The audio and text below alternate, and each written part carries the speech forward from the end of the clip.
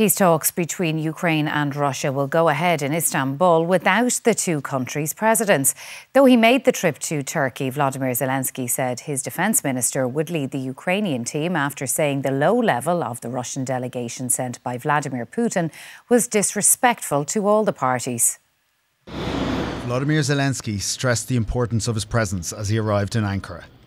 Do you have a message for Vladimir Putin? I'm here.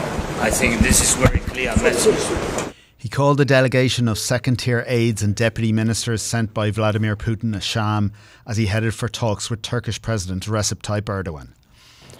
After his meeting, Mr Zelensky announced that he wouldn't attend the peace talks in Istanbul as there would be nothing for him to do without Putin there. He said Russia clearly wasn't serious about peace, but he was sending his defence minister to lead the Ukrainian delegation in talks that could begin tonight or tomorrow out of respect for Turkey and the US. The priority is peace. The priority is ceasefire. The priority is to be here today. That's why I'm here, and that's why I'm underlining it again and again. The high level of representatives of our group. French Foreign Minister Jean-Noël Barrot said he was meeting US senators to discuss the increased sanctions Mr Zelensky has been calling for. Vladimir Putin sent a low-level delegations in Turkey today because he wants to avoid the massive sanctions that the US, Europeans are preparing to force him to enter into peace negotiations. But President Trump struck a different tone. Nothing's going to happen until Putin and I get together, okay?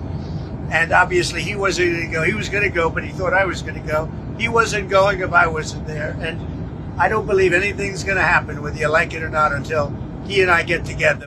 As Vladimir Putin released a video showing him meeting a banker in Moscow, and his defence ministry shared a video of a Russian flag being raised in eastern Ukraine, it certainly didn't seem like Russia was serious about the talks.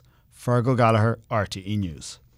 Now, returning to those peace talks involving Russia and Ukraine in Turkey. They haven't started yet, but they are still due to get underway. We're joined by Dr Patrick Bury, Senior Lecturer in Security at Bath University. Good evening, Patrick. Thanks indeed for joining us. The talks are expected to get underway at some stage. They won't involve the presidents of the two countries. What, if anything, can we expect from those talks? Good evening. We'll have to wait and see. I mean, it's not a low-level delegation the Russians are sending. It's certainly a lower level than Putin. But their minister at large does have some experience and is, according to Russian experts I've spoken to, pretty close to Putin. So it's not a complete ignorance of and a downgrade, but it's certainly not Putin. I think there's a huge amount of space between these two sides. On the one hand, Russia is keen to talk about the underlying causes of the conflict. So, where would Ukraine be in NATO's sphere of influence, etc.? What would the sanctions relief look like on it before a ceasefire starts? And on the other side, Ukraine, and indeed supported by Russia, is like, no, 30-day ceasefire first, and then the talk about the terms about what the war would end. So there's a big gap there. They can only talk about talks at the moment. And of course, Trump is kind of, being closer to the Russian position with his 7-point plan, but has also been, somewhat influenced by the last person he spoken to, as we saw with Zelensky speaking to him at the Pope's funeral. So there's a lot to play for, a lot of uncertainty. I'd be very surprised if anything really meaningful came out of these talks if they go ahead in Istanbul, apart from maybe an agreement to meet again. OK, now there has been a lot of toing and froing in advance of these talks. Putin suggested face-to-face talks. Zelensky then challenged him to turn up in Istanbul today. So there's been a bit of a diplomatic dance going on to gain position. Who's come out of that best, do you think? Probably at the moment, I would have thought the Ukrainians and Zelensky. Essentially, you're right. It's all about the optics. It's all about showing Trump that you are serious about negotiations. We've seen him get close to losing patience with Putin before. Putin has also signed the Black Sea Maritime Safety Deal about 6 weeks ago, and then which the US brokered in Saudi. And then that evening basically said, actually, no, we don't like it, and changed the goalposts and wanted sanctions relief for it. So they've shown they're not able to be trusted and that they'll change the goalposts.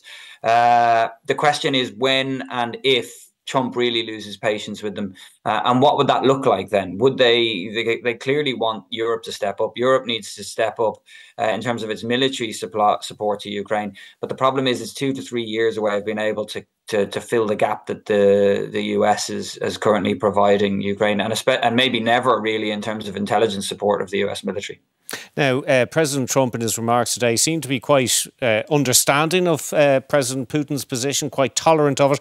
And he said nothing was going to happen until he and Putin met face to face. Is that a likely prospect? And if it does happen, given Trump's approach to negotiations, is Volodymyr Zelensky going to be a bit worried if it does? I think that everybody's worried, each side is worried who is the last person that has Trump's ear. And that's something you hear not only on Ukraine policy, etc., but that's just the nature of how he works. And especially it's happened borne out before in security decisions. One of the interesting things about this is that Putin, suggesting that he'd go to Istanbul face-to-face talks and then not turning up, may indicate he's a very paranoid person. It may indicate sort of security advice. It's more difficult for him, of course, to securely get to Turkey, for example, than potentially some of the Gulf states, or certainly China or North Korea, which he's visited. So there's that element. So, to come back to your question, maybe Trump is going to go to Moscow. I mean, the optics of that, what would that look like for his administration? You'd have to think that through. But if he thinks he can get a deal, maybe a meeting in Moscow, or a third country, which is potentially the Russians view as safer, might be something that could be on the cards. It's very difficult to tell. I'm not, I think a lot of people, I don't think the diplomats really know exactly how this is going to end either. There's certainly a trajectory towards at least talking about talks, but it's really hard, given the space between the sides, to see exactly who's going to blink first.